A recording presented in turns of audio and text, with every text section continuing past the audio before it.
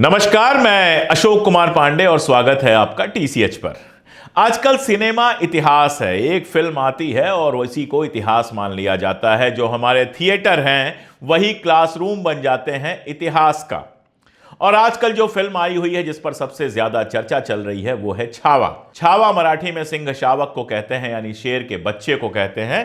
संभाजी के लिए इसका उपयोग किया जाता था। छत्रपति संभाजी महाराज निश्चित रूप से बेहद वीर थे और ढेरों लड़ाइयां उन्होंने लड़ी। ये सब हम जानते हैं, ये सब बच्चा बच्चा जानता है जिसने इतिहास थोड़ा बहुत पढ़ा है। उस फिल्म को बहाना बनाकर एक पूरी बहस शुरू की गई है और उस फिल्म को हिंदू मुस्लिम नफरत को और दूसरे लेवल पर ले जाने के लिए पूरा इस्तेमाल किया जा रहा है। फिल्म जाहिर है संभाजी महाराज के ऊपर है, तो उसमें संभाजी महाराज भी हैं और सामने औरंगजेब भी है, क्योंकि औरंगजेब के साथ ही उनका संघर्ष था। वैसे छत्रपति शिवाजी महाराज ने औरंगजेब के साथ समझौता भी किया था, लेकिन जब छत्रपति शिवाजी महाराज और संभाजी महाराज को गिरफ्तार कर लिया गया उसके बाद वो समझौता टूट गया। ये सारा कुछ आप जानते हैं, ये सारा कुछ इतिहास का है। कभी अलग से अगर मराठा साम्राज्य पर वीडियो मैंने बनाया तो ये सब मैं बहुत डिटेल में आपको बता दूंगा। अभी बात करते हैं फिल्म छावा पर। एक सवाल से मैं बात शुरू करता हूं कि जरा कल्पना कीजिए कि संभाजी महाराज ने आलमगीर औरंगजेब को गिरफ्तार कर लिया होता तो वो उसके साथ क्या व्यवहार करते। वही व्यवहार करते जो औरंगजेब ने उनके साथ किया। आप आज बात करते हैं बहुत क्रूरता थी, लेकिन अगर मध्यकाल में आप चले जाइए तो क्रूरता जो थी उसी को वीरता कहा जाता था। बहुत छोटी सी बात बताता हूं, युद्ध भूमि में क्या होता था। युद्ध भूमि में वीर किसको माना जाता था? जो दोनों हाथों में तलवार लिए लड़ता हुआ किसी की गर्दन काटता था, किसी के पेट फाड़ देता था, किसी के हाथ काट देता था। यह सब जो करता था उसको वीर माना जाता था। अब जरा कल्पना कीजिए कि आपको एक ऐसी जगह पर भेज दिया जाता है जहां पर ढेर सारी कटी हुई गर्दनें हैं, धड़ अलग है, सर अलग है, किसी की आंत निकली हुई है, किसी की आंख निकली हुई है, कहीं पे कटा हुआ हाथ पड़ा हुआ है, पूरी जगह पर खून ही खून पसरा हुआ है। आप अगर उसको देख लेंगे तो क्या हाल होगा? आपको रात भर नींद नहीं आएगी, आपको बुरे सपने आएंगे, कई दिनों तक आप परेशान रहेंगे। लेकिन यही सारा कुछ जब आप कहानियों में पढ़ते हैं और एक खास संदर्भ में पढ़ते हैं तो यह सब पढ़कर आपको आनंद आता है, आपके अंदर एड्रेनलिन रश आता है, आप इसको वीरता कहते हैं। वही जो असल में क्रूरता है वो युद्ध के मैदान में वीरता बन जाती है, जहां यह कंडीशन होती है कि या तो आप सामने वाले को मार दें या सामने वाला आपको मार दे। अगर आप उसको नहीं मारेंगे तो सामने वाला आपको मार देगा। अब संभाजी के ऊपर जो यह फिल्म बनी है उसमें बहुत सारे झोल हैं और उस झोल का एक उदाहरण मैं आपको दे देता हूं। बाकी डिटेल में मैं बात आपसे बाद में शायद किसी और वीडियो में करूंगा। एक शिर्के परिवार है। फिल्म में दिखाया गया है कि शिर्के परिवार की गद्दारी की वजह से ही संभाजी के साथ यह सब कुछ हुआ। शिर्के परिवार के रोल को बहुत अलग तरीके से दिखाया गया है। अब इसके बाद क्या हुआ? इसके बाद शिर्के परिवार के जो वंशज हैं उन्होंने मानहानि का केस ठोक दिया पूरे 100 करोड़ रुपए का। अब होना यह चाहिए था कि अगर इनको पूरा भरोसा है फिल्म बनाने वाले को कि उन्होंने बिल्कुल सही दिखाया है तो फिर उनको यह मुकदमा लड़ना चाहिए था। मैं जितना कुछ बोलता हूं YouTube पर, अगर मेरे ऊपर कोई मुकदमा करेगा तो मैं चूंकि सब आधार पे किसी बोलता हूं, किताब से बोलता हूं, उसके लिए मेरे पास हिस्टोरिकल एविडेंस है, तो मैं उसका मुकाबला करूंगा कोर्ट के अंदर और साबित करूंगा कि जो मैंने कहा है वो सही कहा है।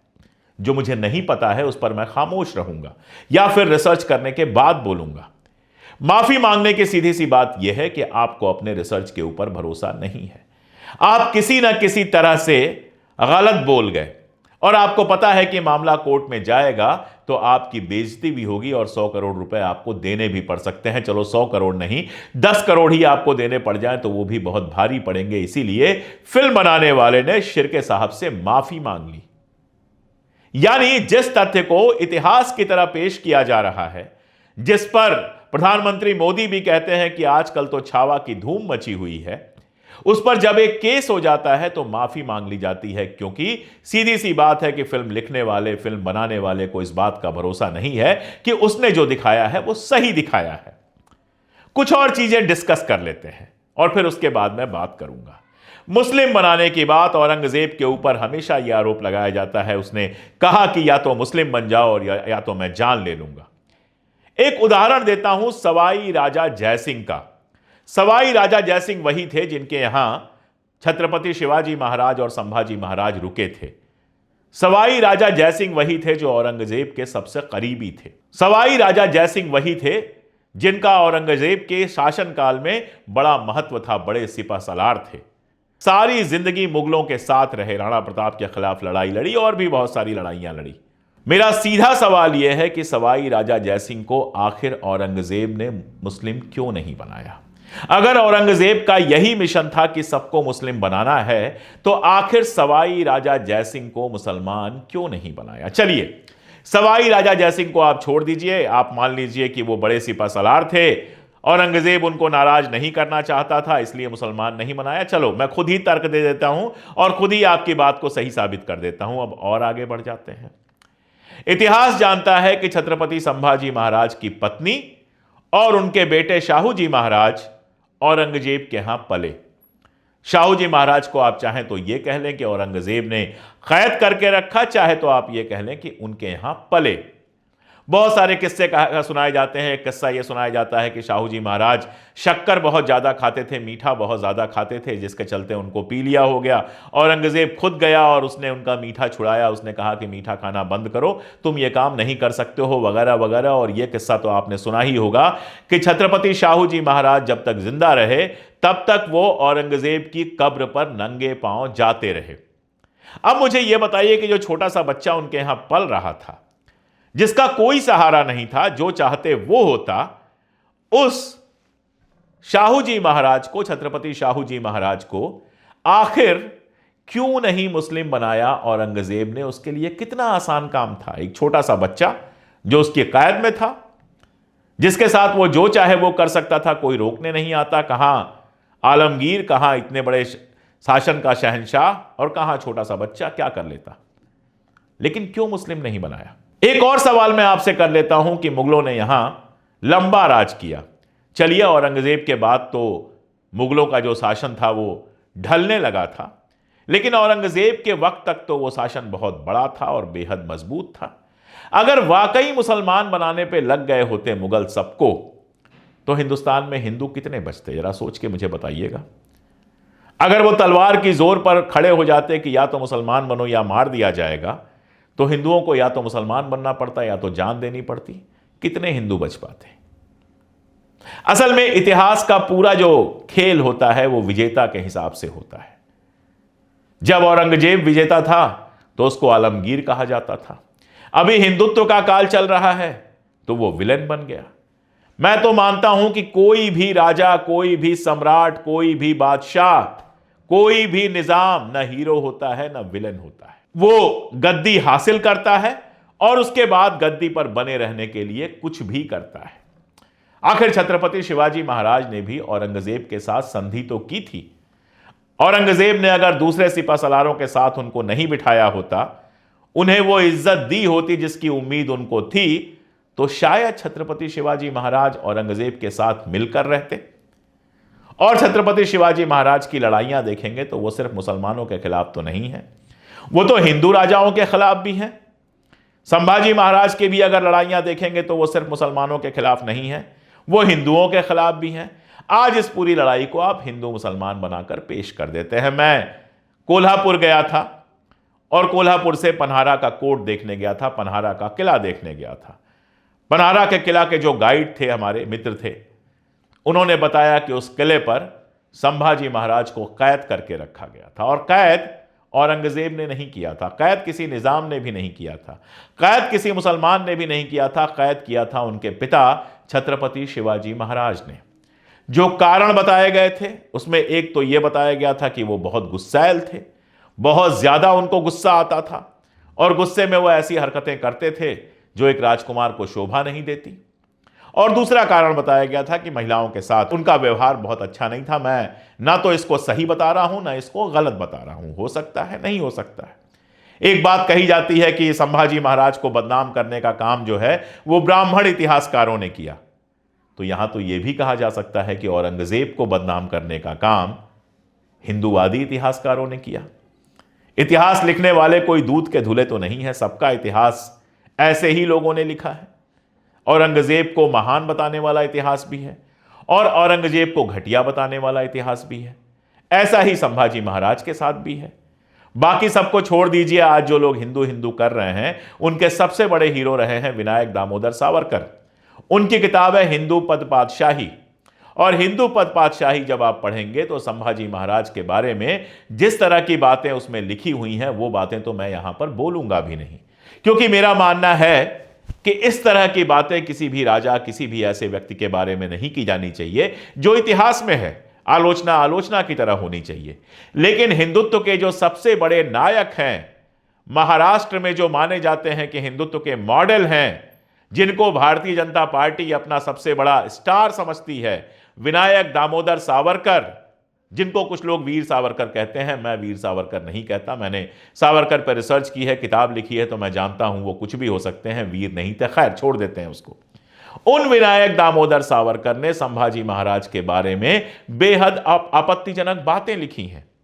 तो मैं कह यह रहा था कि जैसे संभाजी महाराज की तारीफ करने वाले भी हैं, सबने इस बात की तारीफ की है कि वो शानदार योद्धा थे, और शिवाजी महाराज के जाने के बाद उन्होंने इतनी जंगें लड़ी कि पूछिए मत। कहा यह भी जाता है कि शिवाजी महाराज के समय जो सैनिक थे उनको लूटपाट करने की आजादी नहीं थी, लेकिन संभाजी महाराज के समय आजादी थी। ये सारी बातें आती हैं, तो उनकी तारीफ करने वाले भी हैं और उनके बारे में ये सब कहने वाले भी इतिहासकार हैं, जिसमें उनके गुस्से की बात, उनके चरित्र की बात और बाकी सारी बातें होती हैं। दोनों तरह की बातें उनके बारे में आती हैं। ऐसे ही औरंगजेब के बारे में भी दोनों तरह की बातें होती हैं। लेकिन आज एक ऐसा माहौल बनाया गया जिसमें औरंगजेब विलेन है, और औरंगजेब इसलिए विलेन है क्योंकि छत्रपति संभाजी महाराज की उसने हत्या करवाई। तो मेरा सवाल सीधा यह है कि जब युद्ध होता है तो क्या एक राजा दूसरे राजा की हत्या नहीं करवाता है? यह पहली बार हुआ है। क्या हिंदू राजाओं ने एक दूसरे की हत्या नहीं की है या हत्या नहीं कराई है? पृथ्वीराज, संयोगिता, जयचंद, ये सारे किस्से आपने सुने हुए हैं। इनमें तो हिंदू ही हिंदू भरे हुए हैं। और भी कितने किस्से मैं सुनाऊं? कश्मीर के इतिहास पे मैंने काम किया है। क्रूरता के एक से एक उदाहरण मिलेंगे। राज तरंगिणी आप सब लोग जानते हैं। जो दूसरी राज तरंगिणी लिखी गई, जोना राज, जिसके लेखक थे, उन्होंने लिखा कि राजा का भाई जो होता है वो सांप की तरह होता है, या तो उसको मार डालो या दूर फेंक दो, वरना डस लेगा। क्यों? क्योंकि सत्ता की लड़ाई थी। अगर आप क्रूर नहीं होंगे, अगर आप ताकतवर नहीं होंगे, अगर आप उन लोगों को खत्म नहीं करेंगे जिनसे आपकी सत्ता को खतरा है, तो आपको कुर्सी से उतार के फेंक दिया जाएगा। आखिरी हिंदू जो शासन था वो नेपाल में था, और नेपाल में क्या हुआ था? जो उस समय के राजा थे उनका पूरा खानदान खत्म कर दिया गया था। राजकुमार ने गोली चला के सबको मार दी, राजकुमार ने फिर खुद को भी गोली मार दी। ये सारी कहानियां बाहर आई। बहुत लोगों का कहना है कि राजा के जो भतीजे थे उन्होंने ये सारा कांड किया था, और उसके बाद राजा के भाई गद्दी पर बैठे। लड़ाई गद्दी की ही थी ना। और ऐसी लड़ाइयां आप गिनते चले जाइए। सम्राट अशोक, देवानाम प्रियम सम्राट अशोक, जो बाद में बौद्ध हो गए, शांति के पुजारी हो गए, उन्होंने भी तो सत्ता अपने भाइयों की हत्या करके ही हासिल की थी। ऐसे हजारों उदाहरण पूरे देश में दिए जा सकते हैं। आप 1950, 55, 60 के आसपास की फिल्में देखें जो राजाओं को केंद्र में रख के बनी है, जिसका नायक या विलेन राजा हो। आप देखिए 24 घंटे महल में सिर्फ यही साजिश चलती है कि कैसे जो राजा बनने वाला है उसको रास्ते से हटाया जाए और किसी और को राजा बनाया जाए।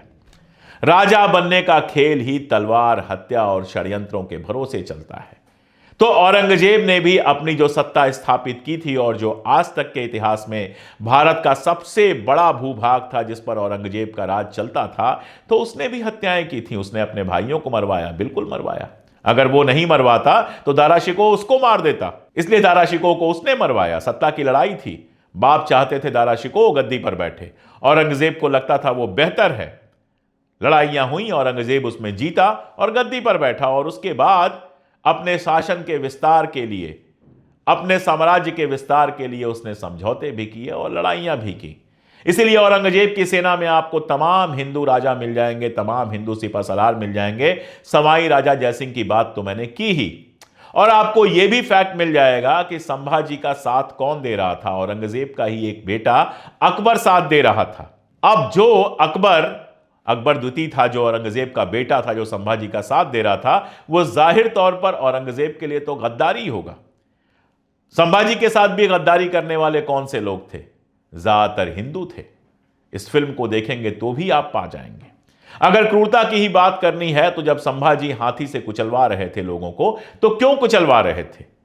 हत्या तो वो भी थी, और बेहद क्रूर हत्या थी। जरा कल्पना कीजिए कि किसी को हाथी के नीचे आपके सामने कुचला जा रहा हो, आप बर्दाश्त नहीं कर पाएंगे, देख नहीं पा रहे होंगे, लेकिन उसको इतिहास में गलत नहीं कहा जाता है, क्योंकि अगर वो उनको हाथी से नहीं कुचलवाते तो वो शायद षड्यंत्र करके उनकी हत्या कर देते। मध्यकाल ऐसे ही चला है, लेकिन यह सिनेमा जो बननी शुरू हुई है, उस सिनेमा ने लोगों के अंदर सिर्फ और सिर्फ नफरत भरने का काम किया है। जो दृश्य होते हैं, हत्या की, हत्या करवाई, उसको इतना क्लोजअप लगा के, कैमरा लगा के, चमका के, बड़ा करके, म्यूजिक डाल के इतना इमोशनल बना दिया जाता है कि हमने देखा कि लोग चले गए और पर्दा फाड़ने लगे, जैसे पर्दा फाड़ देने से इतिहास बदल जाएगा। बढ़ा चढ़ा के यह सारा कुछ इसलिए किया जाता है क्योंकि लोगों की नफरत और मजबूत हो। इतिहास में बहुत कुछ हुआ है। एक सवाल मैं आपसे पूछता हूं, 1857 के बाद अंग्रेजों ने हिंदुस्तानी जो विद्रोही थे उनको मारने के लिए कौन सा तरीका अपनाया? या तो तोप के मुंह में बांध देते थे और तोप से उनको उड़ा देते थे, या सामूहिक रूप से पेड़ों पर फांसी से लटका देते थे। एक साथ 100-100 लोग पेड़ों पर फांसी से लटके हुए हैं। यह क्रूरता है कि नहीं? आजादी की लड़ाई में जो लोग लड़ रहे थे उनके साथ ये जो कुछ हुआ वो क्रूरता है कि नहीं? अगर मैं आपसे कहूं कि मौलाना लियाकत अली जो थे उनको 1857 में गिरफ्तार करके काला पानी में भेजा गया, वहीं उनकी मौत हो गई। अगर मैं आपसे कहूं कि जावेद अख्तर के परदादा फजलुल हक खैराबादी, अल्लामा फजलुल हक खैराबादी, उनको भेजा गया वहां पर काला पानी में अंग्रेजों के खिलाफ जंग छेड़ने के अपराध में, और वो वहीं पर मर गए, तो आपको थोड़ा आश्चर्य होगा। लेकिन इस पर कोई फिल्म नहीं बनती। अंग्रेजों ने जो कुछ हमारे साथ किया उस पर कोई फिल्म नहीं बनती, क्योंकि अंग्रेज इनके दुश्मन नहीं थे। अंग्रेजों के साथ तो ये मिले जुले थे, दुश्मन थे मुसलमान। इसलिए मुसलमानों के खिलाफ नफरत फैलाने के लिए इतिहास को उलट के पलट के कैसे भी सिर्फ वही और वही कहानियां सामने लाई जाती हैं जिसमें नफरत फैले। हमने बात की इस फिल्म के बारे में प्रोफेसर राम पुनियानी से, जो इतिहास के जाने माने विद्वान हैं और मराठा इतिहास पर काफी कुछ कहते सुनते रहते हैं। सुनिए उनकी बात, फिर आगे बात करते हैं। अभी महाराष्ट्र में एक फिल्म बहुत चल रही है जिसका नाम है छावा। छावा का मतलब होता है शेर का पुत्र। ये फिल्म संभाजी महाराज के ऊपर है, जो छत्रपति शिवाजी महाराज के बेटे थे। और ये फिल्म एक उपन्यास पर आधारित है जो शिवाजी सावंत द्वारा लिखा गया था, छावा नाम से। तो एक तौर से ये काल्पनिक है, दूसरी तौर से इसको इतिहास के रूप में प्रस्तुत किया गया है।